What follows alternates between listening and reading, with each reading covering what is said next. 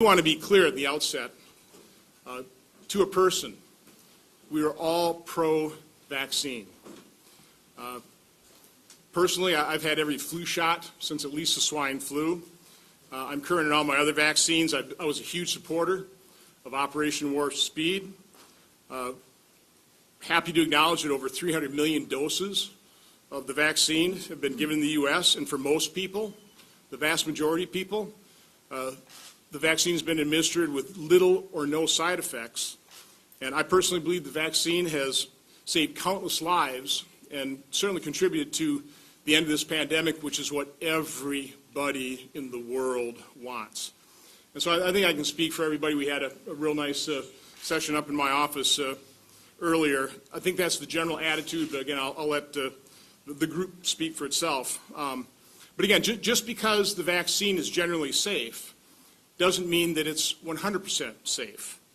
Last week, the Wall Street Journal carried a column by two doctors, Dr. Joseph Ladapo, he's an associate professor of medicine at UCLA's School of Medicine, and Dr. Harvey Risch, he's a senior professor of epidemiology at Yale School of Public Health. The op-ed was titled, quote, "Are COVID vaccines riskier than advertised?" In that column, the doctors report that, quote, "The large clustering of certain adverse events immediately after vaccinating is concerning." I would agree. And then they list four that follow that pattern of clustering immediately following vaccination, and they're listing low platelets, non-infectious myocarditis, that's what you're hearing about, the inflammation of the heart with generally younger men, deep vein thrombosis, the clotting, and death. So today we're here because Ken Ruckers, I think you probably all recognize Ken, a lot more famous than I am, reached out to me. And I'll let Ken tell his story, but the story of him reaching out to me is one that I think everybody will sympathize with. What's been happening over the last year and a half is people that are trying to tell the truth, people that are trying to get answers, are having a hard time getting their truths communicated without being vilified, without being ridiculed, without being censored. And I think that's the general experience of the people in this group that are going to be talking to you today. And so Ken had heard of my advocacy for things like early treatment, but also the fact that I've been raising the issues in the CDC's own warning system, the VAERS system, and taking a fair amount of flack for it and being attacked for it. But I'm not sure, I'll let Ken tell the story, but it seemed like he didn't have any place else to turn. So he called me up, or contacted my office, I called him back, and we got on a Zoom call with members of their group, and it was about almost 2 hours, a good solid hour and a half. I know it went on. I had to go take another phone call. A lot of tears. What I came away from that phone call was, this is a group of people that have a very simple request. They just want to be seen. They want their stories heard. They would like to be believed.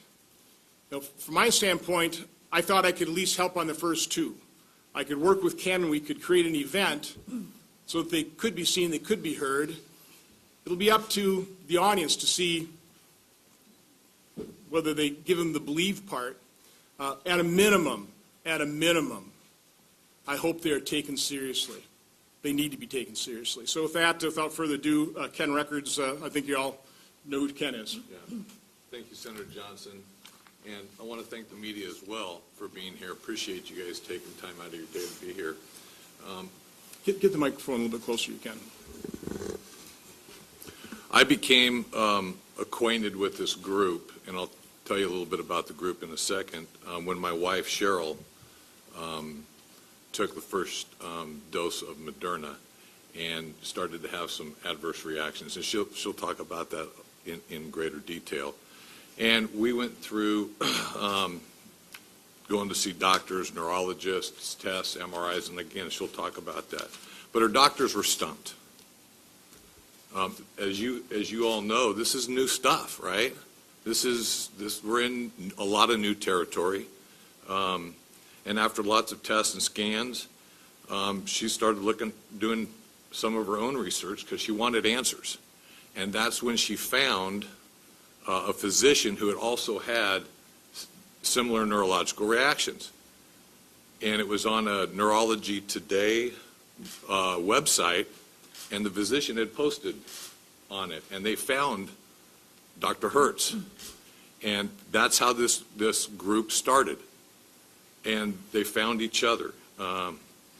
They started a private social media group. And as more people, and this was in January and then February, and the group grew. And as more people took the vaccine, the group continued to grow. And as they grew, they reached out to doctors for help. And you'll hear all kinds of nutritionists and acupuncturists, and neurologists, all kinds of doctors.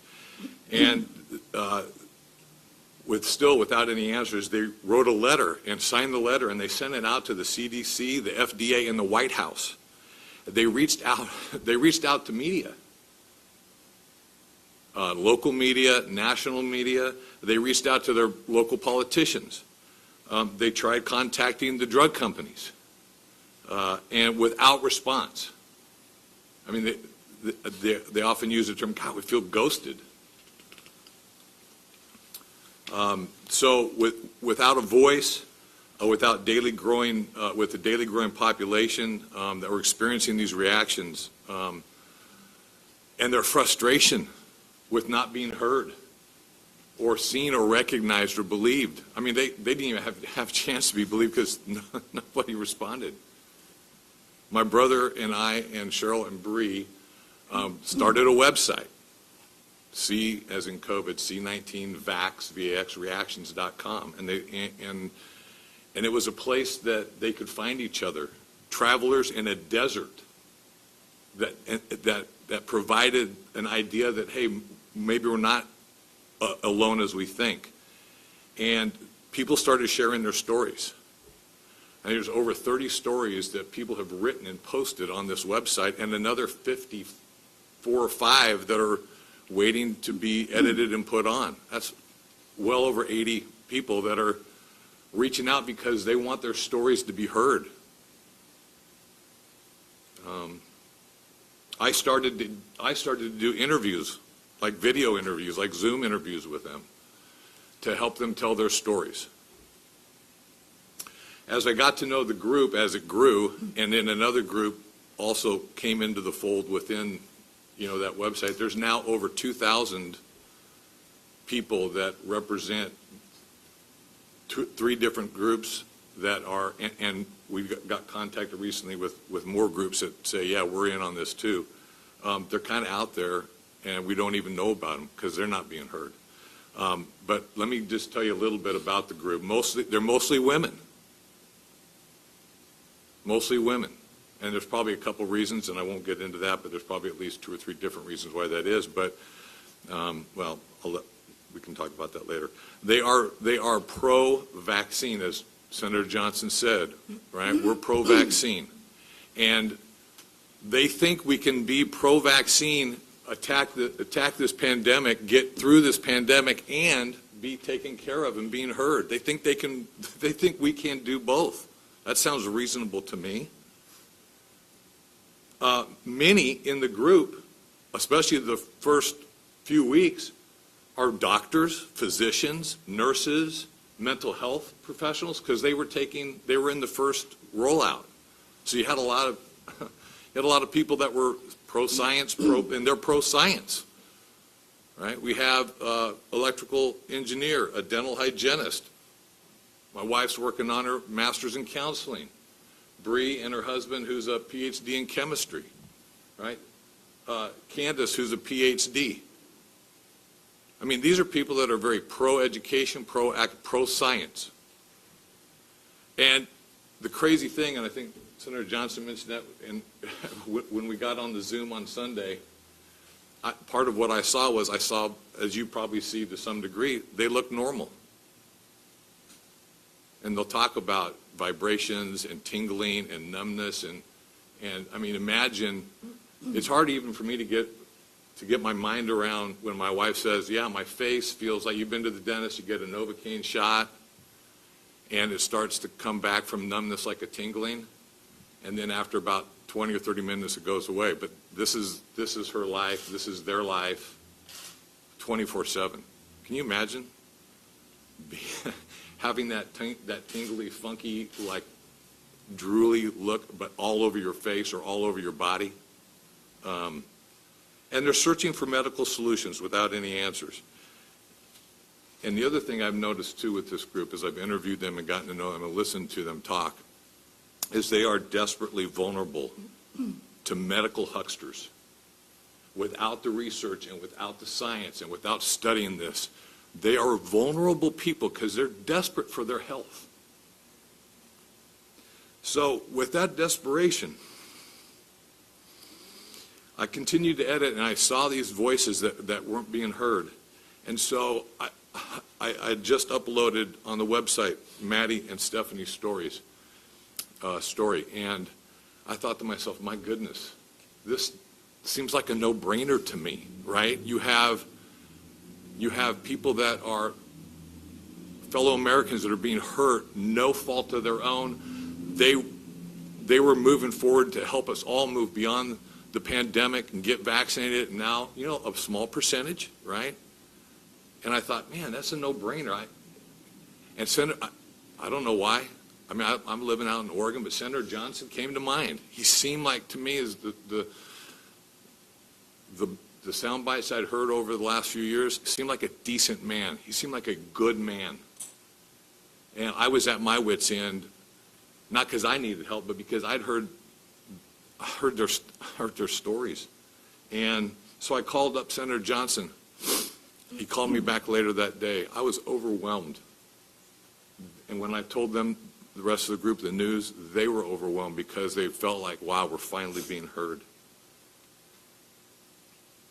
And so we're going to show a video. Yeah, we're going to show a video, and then they're going to take a turn sharing their stories. So if you want to run that, turn off the light there so people can see it. Thank you. So thank you again for being here and for seeing them and believing them and hearing them.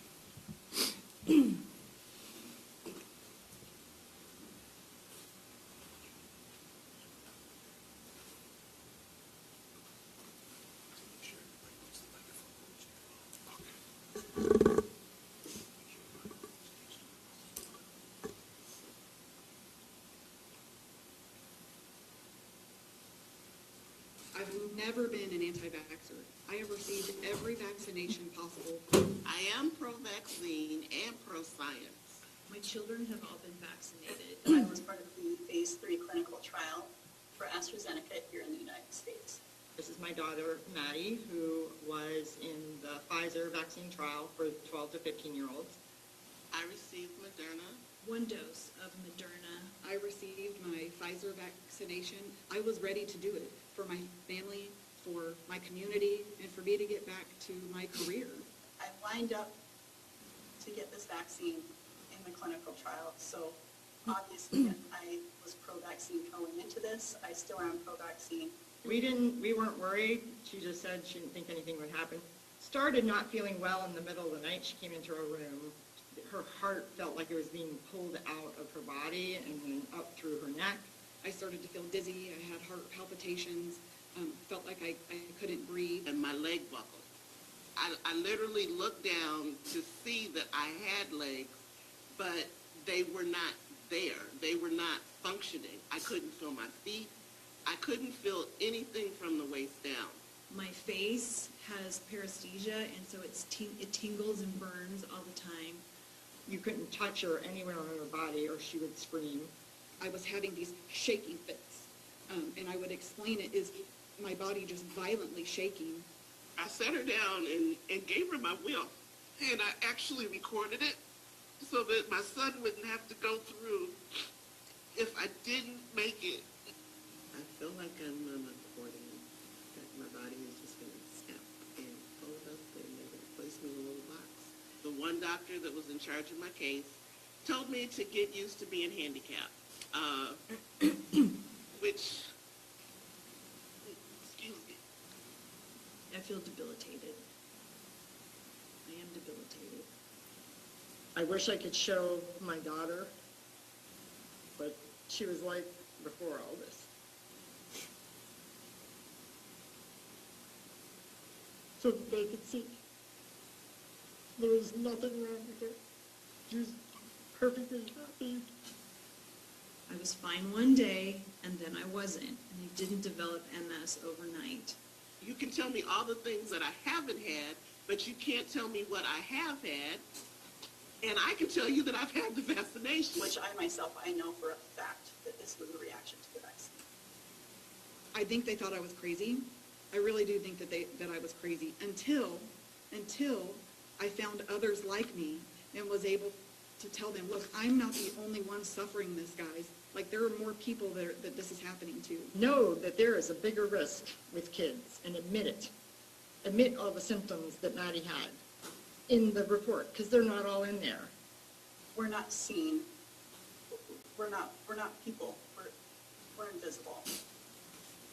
I want to be seen, I want to be heard, and I want to be believed, because I think from those three things will be the answers. I'm very much pro-science. I think that science will be able to get us out of this. I guess that's how I'm going to end it. I'm not going to stop, I'm not going to give up, and I'm not going to shut up.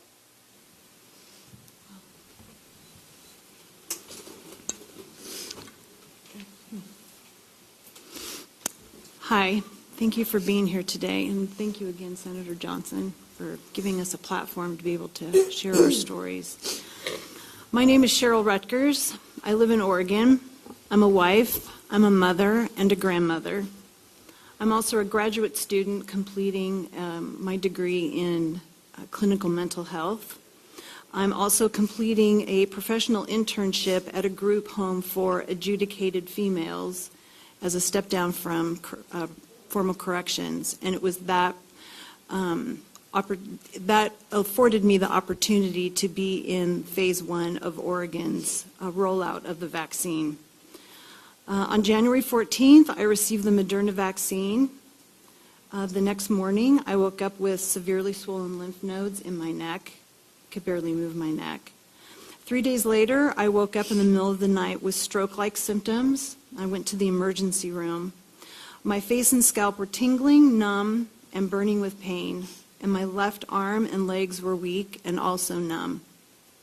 Since then, I have been seen by multiple neurologists, one of whom diagnosed me with vaccine-induced autoimmune neuropathy, although he did tell me that he was flying blind because he had never seen reaction like this to a vaccine, and hence doesn't know how to treat me.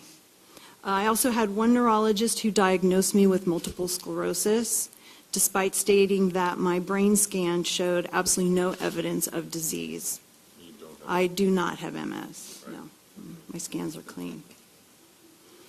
Over the course of 5 months, my neurological symptoms have intensified to include neuropathy in both feet, involuntary muscle twitching and weakness, internal tremors, intermittent essential tremors in my hands.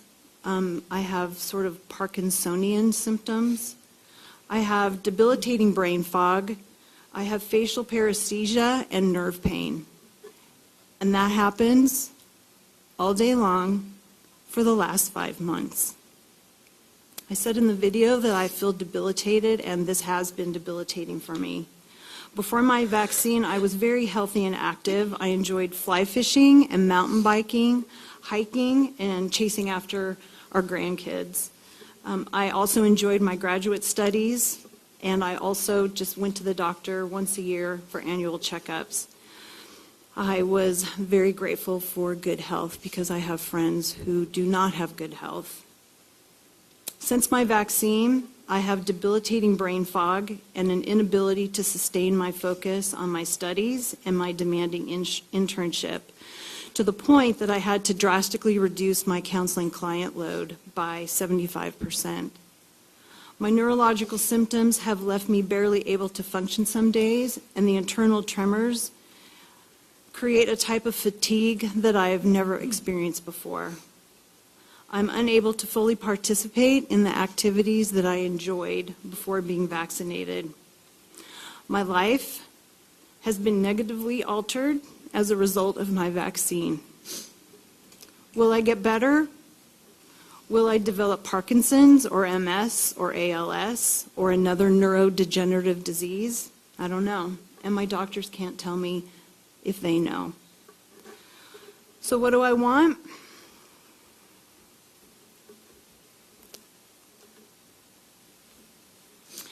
I want our neurological injuries to be recognized and acknowledged by the CDC and the FDA. This will allow the medical community to research with freedom and openness that's necessary to help us and the many people that are coming behind us. As it's been stated, I'm pro-vaccine, I'm definitely pro-science, but I'm also pro-informed consent.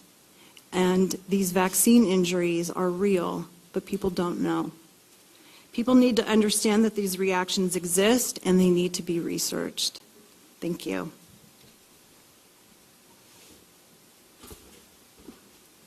Thank you, Senator Johnson. Good morning. My name is Candace Hayden, and I'm from Michigan. I received the Moderna vaccine on March 2nd and the second dose on March 30th. On April 18th, I had a typical day, swimming, running, and gardening. I was beginning the training for my next triathlon. At 7 p.m., I turned to my left and felt an odd pain under my shoulder blade. I took a step and my right leg buckled slightly, but I didn't think anything of it. I continued with my day. And then around midnight, I went to stand and both my legs buckled. I was suffering from severe paresthesia and was partially paralyzed from my chest down. During the 26-day hospital stay, I had 6 MRIs, 2 CTs, a TEE, a spinal tap, and several blood tests. They ruled out MS, transverse myelitis, spinal cord stroke, and autoimmune disease. Medically, there was absolutely nothing wrong with my body. After 7 days, the medical team prescribed an aggressive dose of steroids that resulted in no change. I started inpatient therapy after 17 days, and I was released from the hospital on May 14th with no concrete diagnosis. The head of my medical team told me that I should get used to being handicapped. I started and am still in outpatient therapy, and on May 21st, I visited my primary care doctor as I was instructed, who told me that she couldn't offer me anything, but if I needed her, to give her a call. My medical team at the hospital refused to associate my condition with the vaccine, and I continually asked them to report to VAERS, but I don't think that they did. It defies my imagination that we can find each other. But the medical community refuses to draw the lines and recognize that people are suffering similar adverse side effects. Case in point, I was able to locate another patient in the hospital that I was in with similar symptoms, brought it to the attention of my medical team, and they refused to even speak to that patient's doctor. I don't have a spouse, nor do I have young children. In one respect, I'm truly blessed from my family not having to have to suffer. But it leaves me isolated and lonely, as my interactions with others is limited. This is far worse than COVID lockdown. Before this, I was healthy, I was active, and self-sufficient. I fear my diminished quality of life is my new normal. Will I ever run again? Will I ever ride my bike? I would give anything to get in my car and just drive it. My greatest fear is for others like Maddie, the children, those that are younger that don't have a voice, that can't tell you how they're feeling, that don't understand why their legs are no longer working. I am pro-vaccine. I am pro-science, and I understand the vaccine is for the greater good. However, I also understand that we represent a small portion experiencing negative side effects. We trusted science, and we did our part. As a result, we are now synonymous to wounded soldiers who should not be left behind. We are asking to be seen, we are asking to be heard, and we're asking to be believed. Thank you. Hi, I'm Christy Dobbs. I do really appreciate you all being here today. It means a lot to us. And Senator Johnson, Senator Johnson, thank you so much for your willingness to have us here so that my voice can be heard, but not just mine, but thousands behind me. As I said, my name is Christy Dobbs. I'm from Missouri. I am a wife and a mother of 4 children, and I have practiced as a dental hygienist for the last 17 years. And since being in such a career, I have always been pro-science and pro-vaccination. Before my vaccination, I was a healthy and active 39-year-old. I enjoyed activities outside, traveling and crafting with my family. I also cherished my work in a very busy pediatric dental office. I was not taking any medications prior to the vaccine, and I have never had a COVID infection, and I have been tested for proof. In January, my life changed drastically. Immediately after the injection, I felt an odd tingling type dripping sensation in my arm. I had immediate heart palpitations and a feeling as if I was going to pass out. I'm so sorry. And my blood pressure reading was so high that I don't know how I didn't have a stroke. I cannot quote what it was, but as a hygienist, I take blood pressure readings on my patients before I treat them, my adult patients. And it was so high that I was scared in that moment that something was happening to me. I did eventually stabilize. They monitored me for the 15 minutes and then an extra 30 minutes after. And I did stabilize, so they went on ahead and sent me home. When I got home, I felt a little, woozy, a little dizzy. The next couple of days, I just had a headache and just kind of that feeling of unwell, all of the things that I had signed up for to get the vaccine. But it was 3 days later that my symptoms increased and accelerated.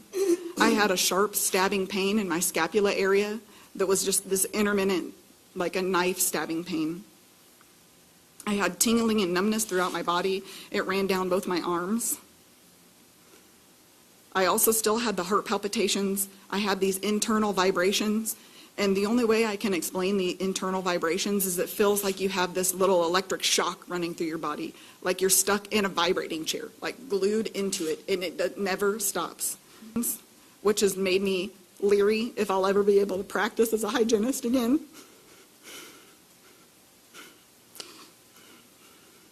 And like Cheryl, I am so fearful that I may have some sort of neurological issue after this with Parkinson's. They have ruled out MS, but again, they have not told me that I have anything. They can tell me what I don't have. I have swollen lymph nodes, brain fog. I had brain fog so extreme that I would be having a conversation with someone and I would black out. Try to come back to that conversation and nothing was there. Swollen lymph nodes, muscle weakness, unexplained skin rashes. I had convulsions and nighttime seizures. I had to have my 6-year-old daughter wake me up from a fit in the middle of the night. No 6-year-old should have to do that for their parent. I have also experienced thick, clotting, heavy menstrual cycles. I was so afraid that I literally, and I have it with me, I prepared my will and my obituary for my family because I didn't think that I would wake up to the next day. I have reported my symptoms to VSafe, VAERS, CDC, FDA, Pfizer. I have also sent information to 2 very well-known research institutes, and I have also reached out to prestigious universities. I've been dealing with this for 5 months. These past 5 months, my severe neurological reactions continue to plague me. Every day feels like I'm trapped in the movie Groundhog Day. I go to sleep. praying, thinking I'm going to wake up the next morning and be better. And I'm not. I've had multiple tests, more than any person should have to go through this time in their life. I have had x-rays, blood work, MRIs, CT scans, ultrasounds, EEGs, and more. To date, the medical community has still remained baffled and unable to restore my health. I'm scared and frightened for my future. So I do have hope, and this is why I'm here today, speaking out. This is not an easy thing to do, guys. But I hope that our conditions will be researched and studied. I hope that we can find a solution and a pathway to health. That's all we want. I would give anything. I would give my whole life savings if I could go back to January 17th and never to have had to experience this in my life. And 3, that those that are suffering and that those that will come behind us, because the vaccine is still rolling out, that they will benefit from us coming forward and speaking today. We have suffered long enough. I think that we do deserve this time that you've given us today, and we are so gracious that you've taken your time to be here today. But we do deserve to be seen, which you are seeing us today, and heard, you're listening, but we need to be believed. That is the biggest issue. We just want you guys to believe that this is real. We are real Americans. We are real people experiencing these side effects. So I thank you for doing just that today. Real close, Stephanie. So we can hear you. All right. So first, thank you, Senator Johnson, for the opportunity to share Maddie's story, and to all of you for your willingness to listen. This isn't easy for me, and this has been very clearly emotional. So I'm going to read what I've written so I don't lose track. My name is Stephanie, and this is my daughter, Maddie, and we live in Ohio. On January 20th, Maddie received her second dose of the Pfizer COVID vaccine as a participant in the clinical trial for 12 to 15-year-olds. All 3 of our kids volunteered and were excited to participate in the trial as a way to help us all return to normal life. My husband works in the medical field, and I have a degree in electrical engineering. We are pro-vaccine and pro-science, which is why we agreed to let Maddie and her 2 older brothers volunteer for the trial. Before Maddie got her final dose of the vaccine, she was a healthy 12-year-old who got straight A's and had lots of friends. She had a life. She was energetic. She was not like this. Although she does still have lots of friends. Upon receiving the second shot, Maddie immediately felt pain at the injection site. And over the next 24 hours, she developed severe abdominal and chest pain. And the way she described the chest pain, and I quote, "It feels like my heart is being ripped out through my neck." She had painful electrical shocks down her neck and spine that forced her to walk hunched over. She had extreme pain in her fingers and toes. It actually made them turn white, and they were cold whenever you touched them. She had edema. So my husband immediately took her to the ER as instructed by the vaccine trial nurse administrator, which is what we were instructed to do. Her blood was taken for a renal profile and tested. She was checked for appendicitis, which she did not have, and given an IV with some medicine, then sent home. However, in the discharge papers from the Children's Hospital ER that she went to, the diagnosis stated adverse effect of vaccine initial encounter.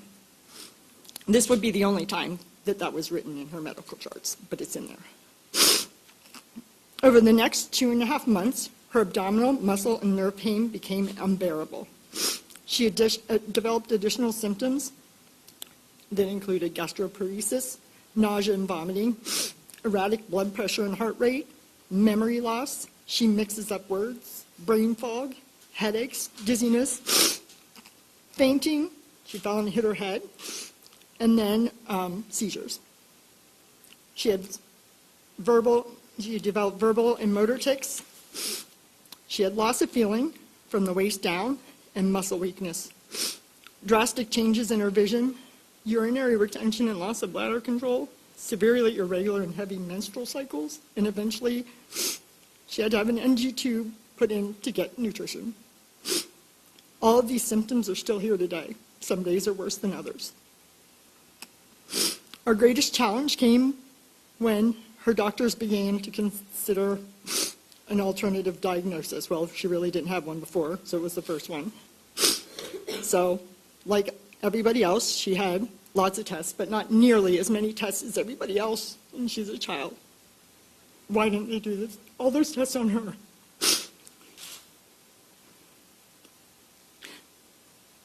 Sorry. So, because they couldn't figure it out, one physician labeled her as having functional neurologic disorder, saying it was due to anxiety. This concerned us, and we didn't agree with it because she doesn't have anxiety. Look at her. I mean, what 13-year-old can sit here calmly, okay, if they have anxiety or mental issues? At one point, they even tried to admit her to a mental hospital.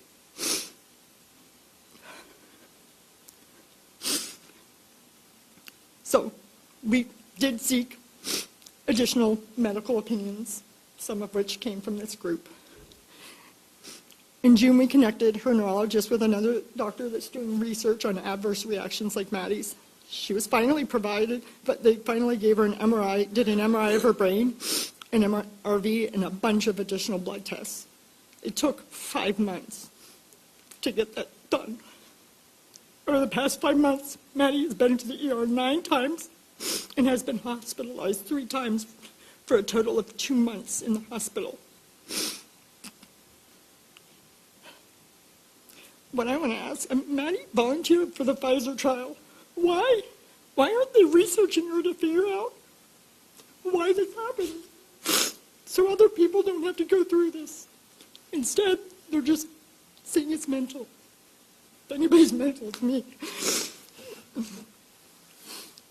So today our journey as parents to help our daughter Maddie continues. All we want is for Maddie to be seen, heard, and believed, because she has not been. And we want her to get the care she desperately needs so that she can go back to normal. Why is she not back to normal? She was totally fine before this. She did the right thing trying to help everybody else, and they're not helping her. Thanks.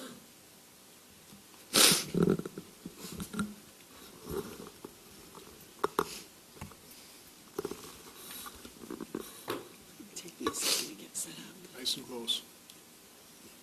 Closer. I just wanted to say thank you all for being here to hear these stories. And as you can see, now I have to see your faces. We are like family. We have suffered together for so long in a way that no one understands but us. So we really do appreciate you taking your time to give us a voice, to give us this opportunity to plead our case. A huge thank you to Senator Johnson. He's been very kind and very generous with his time. I also want to say thanks to Senator Lee, my home senator, and his staff for their compassion and for taking our concerns seriously. And they're actively working with us to help us find a solution. My name is Breanne. I am a preschool teacher in Utah, and I am a mother of 2 small kids. Like everyone else here, I am a strong supporter of science, and I have always believed in the importance of vaccines. I was so confident in this that I enrolled in the phase 3 clinical trial here in the United States for AstraZeneca. Within minutes of my first shot, I felt tingling down my arm, and by that evening, my vision had become blurry, and sound became distorted, and I developed hyperacusis, which is a sensitivity to sound. Within 48 hours, I landed into the ER, the first of many visits. My sensitivity to light and sound became so severe that I had to be confined to my bedroom alone in darkness and silence. Even brushing my teeth was painful. I then began experiencing erratic heart rate, body temperature, extreme nausea to the point that I lost over 20 pounds. Just before Thanksgiving, I lost control of my legs and my bladder, along with my dignity.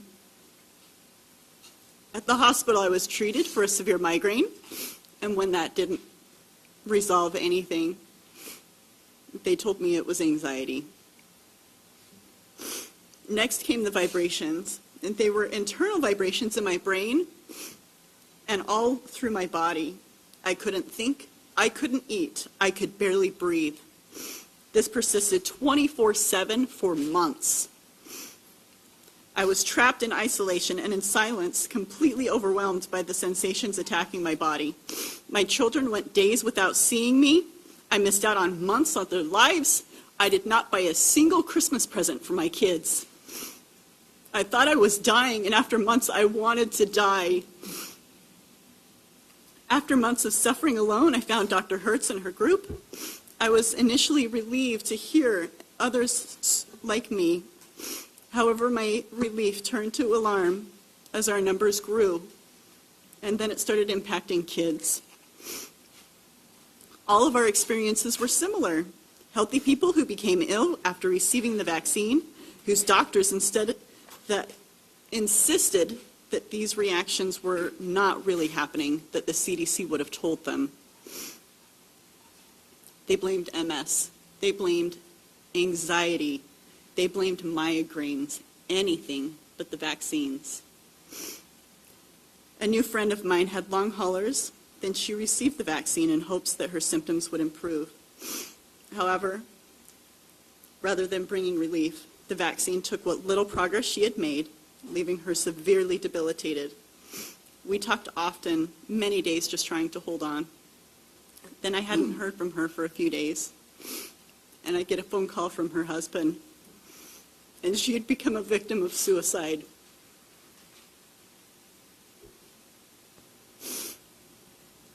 The human toll is real. This is not some benign reaction. This thing overtakes your body, and you have no choice but to hold on and hope that you survive. We have been robbed of our cognitive abilities, our physical abilities. We cannot work. We cannot care for our families or our children or ourselves. We are struggling to make it through each day, abandoned by our healthcare teams. We are the collateral damage of the pandemic. As you can see, I am recovering. I can walk. The touch of my little son's hand no longer feels like it's setting me on fire. The sweet sound of my daughter's voice no longer feels like it's attacking my brain. But I have a long way to go. I still am unable to work or care for my children. We had to refinance our home to hire a nanny. Before this, I took one medication, a thyroid pill, every day, and now I am on 9. And that's just to turn down the dial just enough to make the symptoms bearable. We all volunteered to receive the vaccine to try to help to end the pandemic, but now we are suffering. COVID has impacted all of it. COVID has impacted all of us. For some, it has resulted in loss of life. For others, they are now long haulers, debilitated and suffering. There are long haulers who have got the vaccine and their condition improved. There are long haulers who got the vaccine and they stayed the same. And there are long haulers that got the vaccine and now they are worse.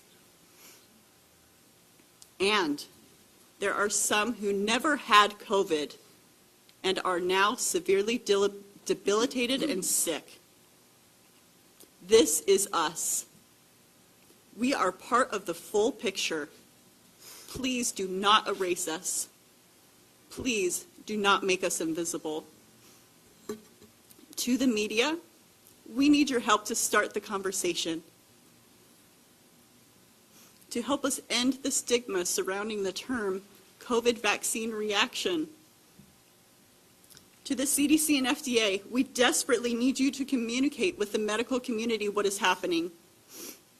To our elected officials, we need help getting momentum for research for early intervention strategies so that when these patients do arrive in the ERs and hospitals, physicians will be equipped with the knowledge and tools to help us.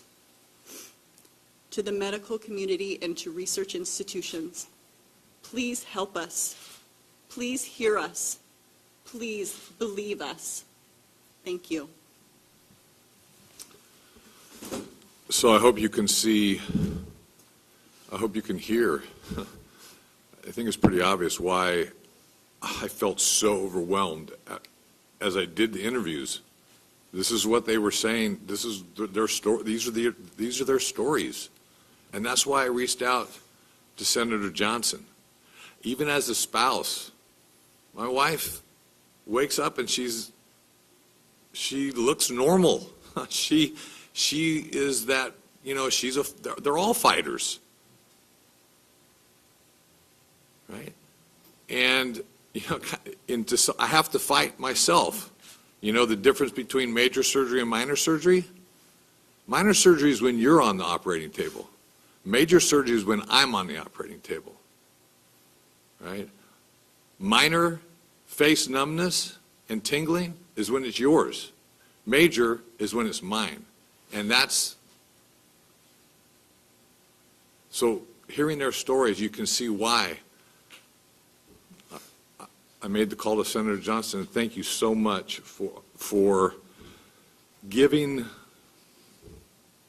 this group a voice, and they speak for thousands. So thank you for giving thousands of people a voice. Again, Ken, thank you for reaching out. Again, I want to thank the media for coming here and hearing the stories. I'll just say I, for one, believe them. I don't know how anybody can listen to these stories and at least not take them seriously. Yeah, I understand we all want this pandemic to be over. We're all hoping that there was that silver bullet to end it. And so I completely understand now that we have a vaccine and it has been effective and we have 300 million doses and most people receive it and they don't suffer symptoms, why there's such a desire to just overlook, to downplay what's happening to our fellow human beings. That small minority that are suffering severe symptoms.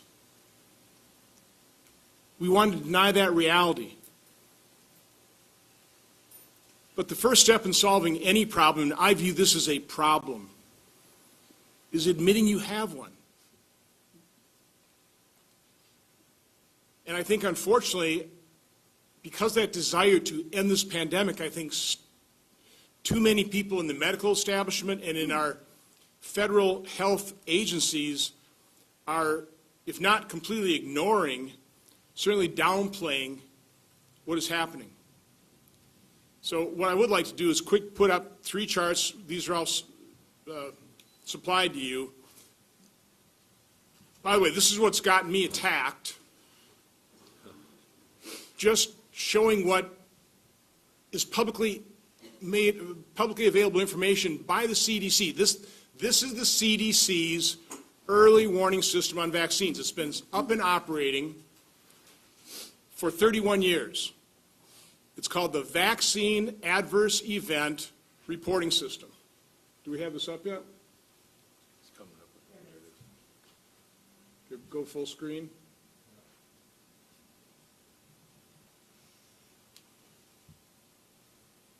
So what the first chart shows you is just a bar chart showing what the VAERS has reported in COVID deaths since the vaccine first began administered. And as Dr. Risch and Dr. Ladapo pointed out, there are these reactions that are clustering around the first few days of receiving the vaccine. I think you heard that from the group here. Their symptoms started almost immediately. But in terms of deaths, on day 0, the day you get the vaccine, 619 people have died, and it's been reported to the VAERS system. On the day after, the day one, 764. On day two, 353 people. And then it tapers off. Now, I presented this to Dr. Collins, the head of the NIH, a couple months ago. I think this is when total VAERS deaths were something like 3,000. His reaction was more than disappointing. It was just basically, well, Senator, people die. We've looked into these, and except for back then, I think there were 6 cases of childbearing age women dying from blood clots. That's the only thing that we've connected to these vaccines. Okay, again, none of us are medical doctors. None of us are medical researchers. We're not pretending to be, but we can see the publicly available information. We can look at the numbers. We can take a look at this data and go, this is concerning. This ought to be taken seriously. This ought to be looked at. Put up the next chart. So here are the actual numbers. And I've got 2 columns here. The first column is the VAERS reports for just COVID-19. This is over the last 6 months, basically.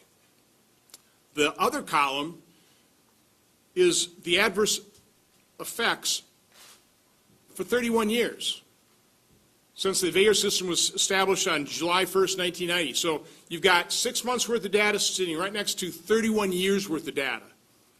So total number of deaths under COVID is 4,812. For the 31 years before the COVID vaccine, all of the vaccines, total deaths were 5,039. We're fast approaching 31 years worth of deaths with just the COVID vaccine. Again, we talked about the deaths on days 0, 1, and 2, 1,700 versus, again, 31 years worth, about 1,900. Permanent disabilities, almost 5,000. Over 31 years, it's been about 12,000. Total hospitalizations, 21,440 in 6 months versus 37,694 over 31 years. Now, there are many problems with VAERS. It is far from perfect. It does not prove causation or necessarily even correlation. But one of the problems with the VAERS is it dramatically, generally underreports the adverse events. There was a Harvard study that said that the VAERS system only captures about 1%. Now, I would personally think because of COVID, everybody more people are learning the VAERS system. Still, the vast majority of people don't even know this exists. But my guess is you probably have a higher percentage reporting of COVID adverse events than you have in the previous 31 years. Let's go to my next slide. This chart shows adverse events in the first 5 rows, again, over that 31-year period for different drugs. And we're just comparing adverse events for different drugs. So again, the first 5 lines, ivermectin, hydroxychloroquine, flu vaccines, dexamethasone, which is a steroid that's being used to treat COVID, and Tylenol. So you got 3 columns here. The number of adverse events over 31 years in the first 5 rows. Then you have number of deaths, and then you have average deaths per year. So you can see ivermectin, let's just concentrate on death per year. 2 for ivermectin, 23 for hydroxychloroquine, 38 for flu, 150 for dexamethasone. Again, you put something in somebody's body and people have adverse effects. Tylenol, 730 on average per year. It's one of the reasons I've said that, you compare the safety record of ivermectin, hydroxychloroquine to Tylenol. Tylenol is probably the more dangerous drug. Then you take a look at remdesivir. This is the drug that's been given emergency use authorization. It costs over $3,000 per dose, per treatment. We've got 4,699 adverse deaths. No, I mean adverse events related to remdesivir, 1,100 deaths, 1,200 deaths. And I think the real number that you ought to concentrate on is, again, in just 6 months. I mean, remdesivir that's about 1.5 years worth. For COVID vaccines, it's 6 months. 384,000 adverse events, 4,812 deaths. Again, I'm not a medical researcher, I'm not a doctor, but I'm an accountant, I understand numbers. Just looking at the numbers, This is something that would concern me. And I do not understand why our health agencies have not paid attention to Maddie and Stephanie and Christy and Cheryl and Candace and Breanne. What's going on? What's happening here? So I was going to ask a couple questions, but I think they've done such a good job presenting themselves. I don't have any further questions. There are so many more stories to be told. Just in the days that I announced this press event, other than be attacked, I've also been inundated with other stories. Everybody wanted me to put their story up on the screen. We will put them up on our website. Once we validate them and verify them, there will be a flood of new information. I know in the press packet, I think there's over 100 links to other news stories. There are journalists that are paying attention to this, that are inquisitive, that are doing investigations, that are taking the stories of people in their local communities seriously, and they're writing stories about it. So we provide those links.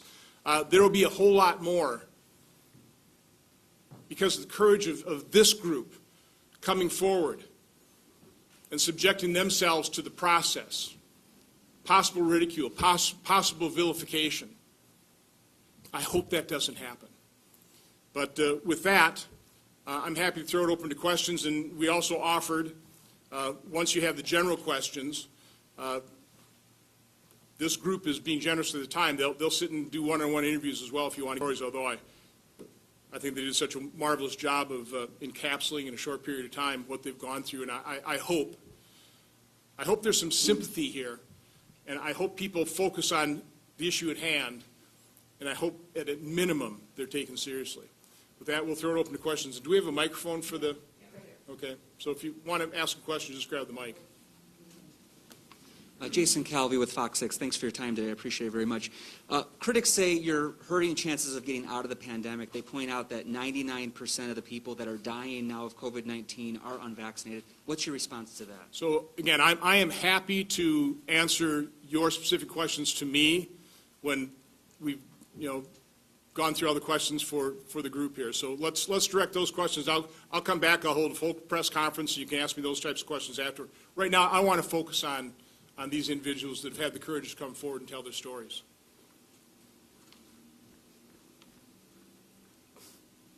This is for Maddie's mother.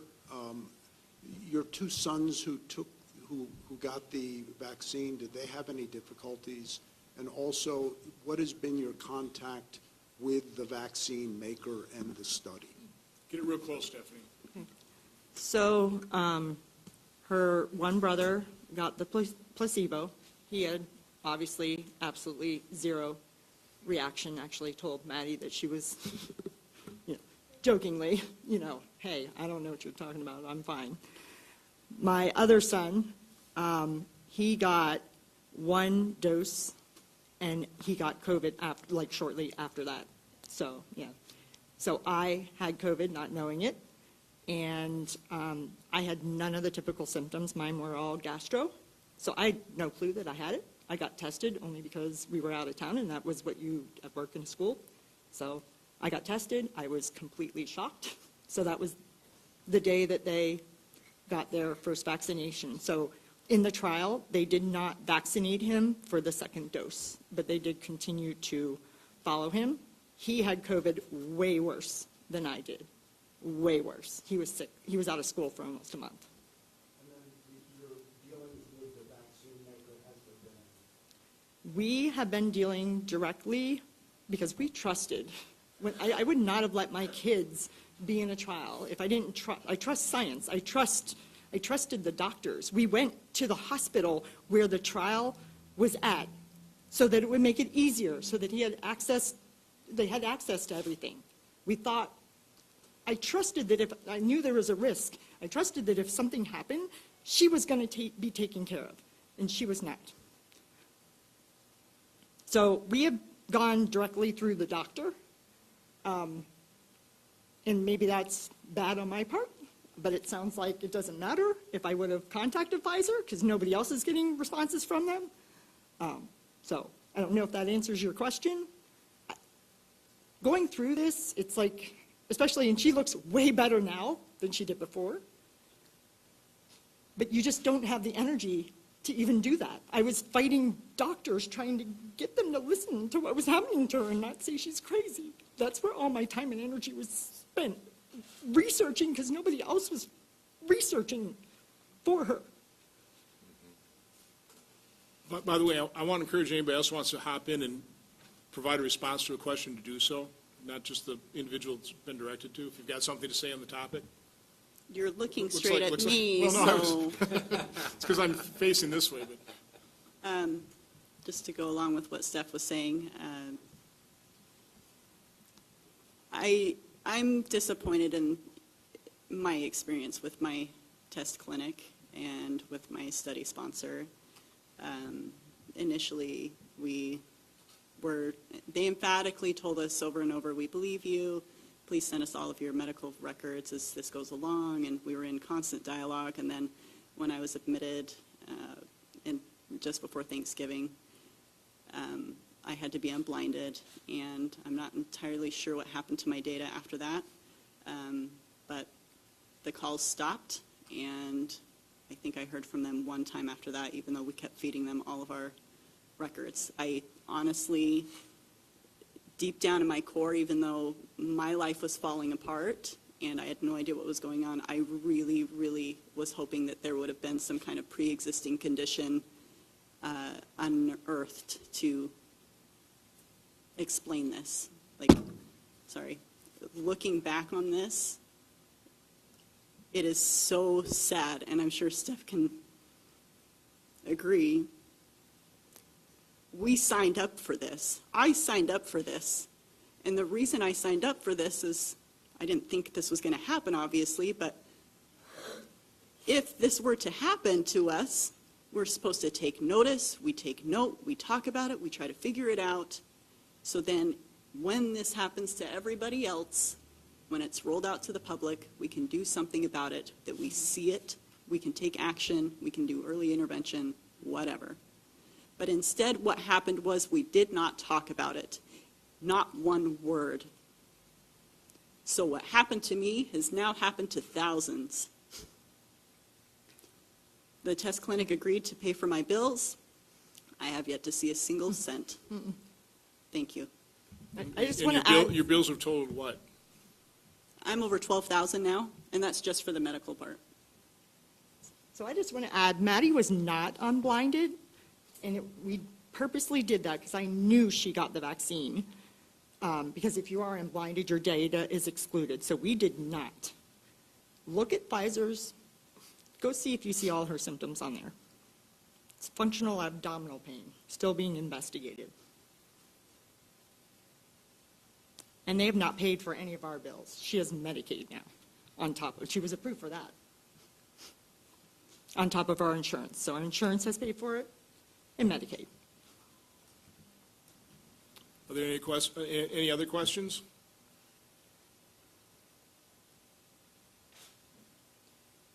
Okay, sir? I asked the question to the senator, but I'm wondering what is your reaction when you hear those critics that say, this is disinformation to shine a light on your stories? They say that most of the people have not had these negative side effects. So what's your reaction to those? Because you're going to hear those critics, and I want to hear from you on that if you could. Okay, why don't you start? 'Cause then- Yeah, I'll start. Yeah, that's a great question. I don't think anybody here, but I'll speak for myself. Yeah, I mean, and I think the senator alluded to it, right? Let's make the truth our friend. Let's make science and honesty our friend. Everyone here knows, including you guys, right? That 99% or whatever that number is, because we don't really know, I hope that we want to know. I think, like Senator said, there's a lot of maybe fear and concern, as you mentioned. But I think we can I think we do better when we're being honest with ourselves and we're being truthful in our society. And so we know it's 99% or plus or minus are doing great. And that's why everybody's still very much pro-vaccine, pro-science. But what I think they're asking for, what I hear them asking for, what I would advocate for is that they be heard, believed, and then so that they can be taken care of. I think Breanne mentioned collateral damage. Candace mentioned, like, in a sense, like wounded warriors. Is that, yeah? I don't want to denigrate or diminish, veterans that were out in the war, but in a sense, we've been we've been at battle against the pandemic, and there's been damage. Seems like and that's why I reached out to Senator Johnson. Seems reasonable to say, let's help these people, right? I'll just add that we had the conversation this morning at breakfast, and we asked, would we have taken the vaccine if we knew that there would be neurological repercussions? And I'm speaking for myself, and I feel that this was what was said around the table. We would have read the documentation, but again, there's no template that says that if you have A, B, or C, this may be your, you may experience the adverse side effects. So I, for one, would have still taken the vaccination because my job as an American citizen is to support us getting out of this pandemic. I don't believe that we should be left to the side because this is still a trial, which means that we're part of the trial. And we should benefit from understanding what others coming behind us may or may not experience. Full disclosure of what the vaccination could cause. Thank you. Right over here.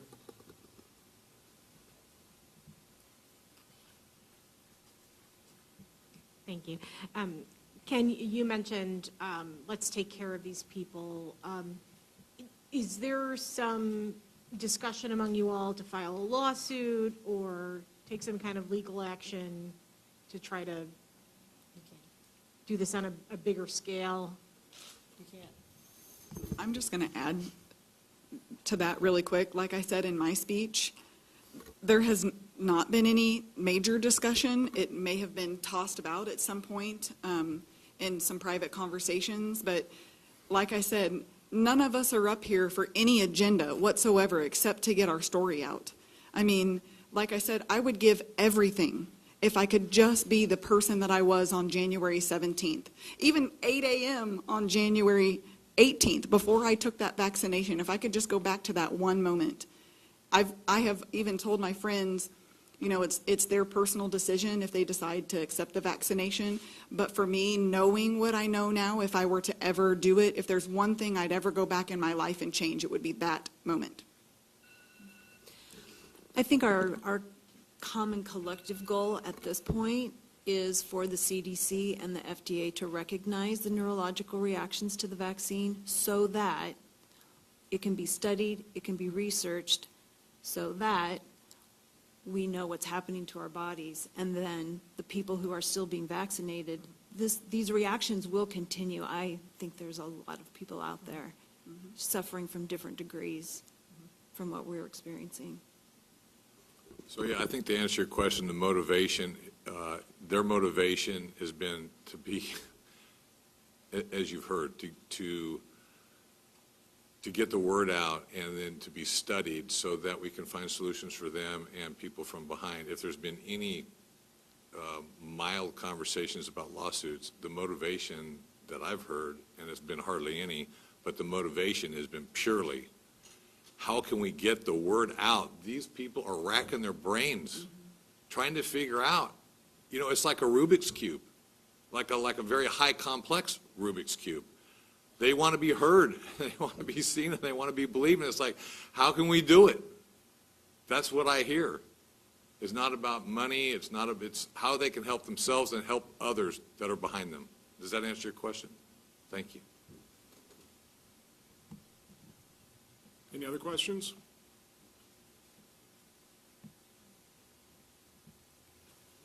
So if not, again, I'll let reporters come up and speak on an individual basis with the members of the group here, and I will come back when you're done with those individual interviews. I'll come back and I'll do a press conference to answer any questions you have of me directly, okay? Thank you all.